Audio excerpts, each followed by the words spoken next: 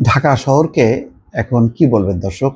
এটি কি নৈরাজ্য এবং বিশৃঙ্খলার শহর বলবেন, আতঙ্কের শহর বলবেন, না কি বলবেন? আসলে আমি জানি না। আমি যারা নগরে সবসময় চলাচল করেন তারাই হয়তো সবচেয়ে ভালো বুঝবেন, জানবেন। আমি তেমন একটি খুব একটা বের হই না এই বিশৃঙ্খল পরিস্থিতির কারণে।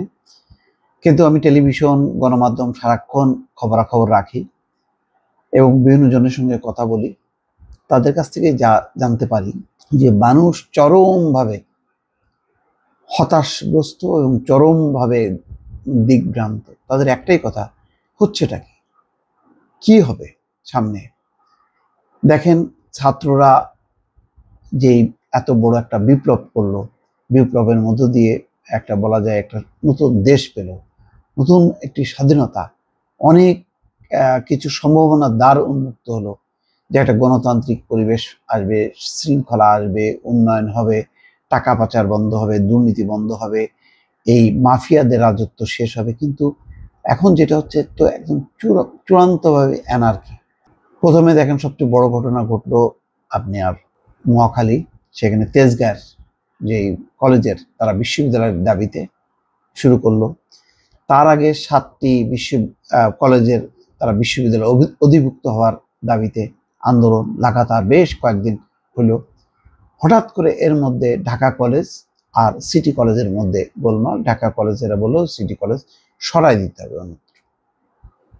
কিসের কি নিয়ে গোলমাল, কি দাবি পরিষ্কার না। এইটা হইতে হইতে আজকের ঘটনাটা হলো, আমি শিক্ষার্থীদের প্রসঙ্গটা আসি তারপরে যাচ্ছি।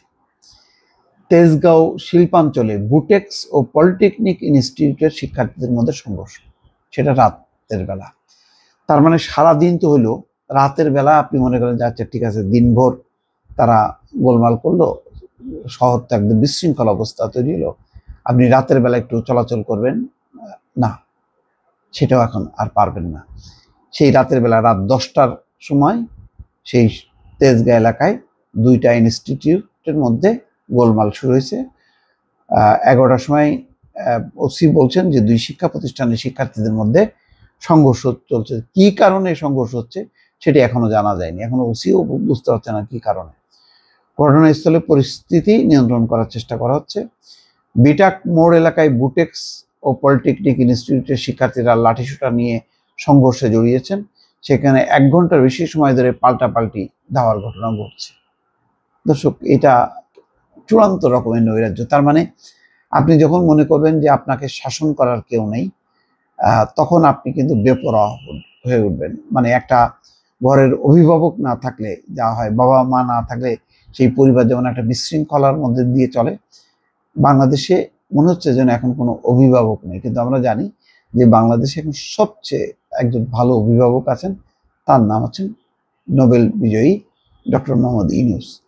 কিন্তু কোথায়, কে তাকে কেয়ার করছে, কে এই অন্তর্বর্তী, শুধু ডক্টর মোহাম্মদ ইউনূস না, তার ক্যাবিনেটে দেখেন যেই মানুষগুলো আছে তার মধ্যে 80% হচ্ছে সবাই শিক্ষিত, ভদ্র এবং গুণীজন, জ্ঞানীজন। তারা প্রত্যেকেই যার যার পেশায় তারা বিখ্যাত মানুষ। না, কিন্তু কিছুতেই হচ্ছে না দর্শক। এটা তো গেল শিক্ষার্থীদের দ্বারা একটা নৈরাজ্য। তারপরে শ্রমিকরা, ওই আপনার বেক্সিমকোর প্রতিষ্ঠানগুলোতে বেতন হয় না, সেই কারণে ঢাকার পাশে গাজীপুর এলাকা, সাভার টাভার বিশৃঙ্খল চলছে। এর মধ্যে সবচেয়ে বড় ঘটনা ঘটলো যে মোটর বাইক তাদেরকে আদালতের নির্দেশ যে 3 দিনের মধ্যে মোটর বাইক রাজধানীতে চলাচল বন্ধ করতে হবে। এখন এই মোটর বাইক ঢাকা শহরের এই নির্দেশ দেওয়ার আগে সাথে সাথে আপিল করা উচিত ছিল, অথবা আদালতের নির্দেশটা বহাল করার জন্য যা যা করণীয় সেটা করতে পারত। কিন্তু দেখা গেল যে না, বিপুল সংখ্যক শ্রমজীবী মানুষ, তাদের কোথায় কর্মসংস্থান হবে, কি হবে, এগুলি না করে আদালত একটা রায় দিয়ে দিল। তারপরে পুরো শহর জুড়ে বিশৃঙ্খলা, রেল লাইন বন্ধ, সড়ক বন্ধ। আজকে তো আপনার যেটা গতকালকে হয়েছে যে প্রেস ক্লাবের সামনে হঠাৎ করে তারা গণ অবস্থান নিয়েছে।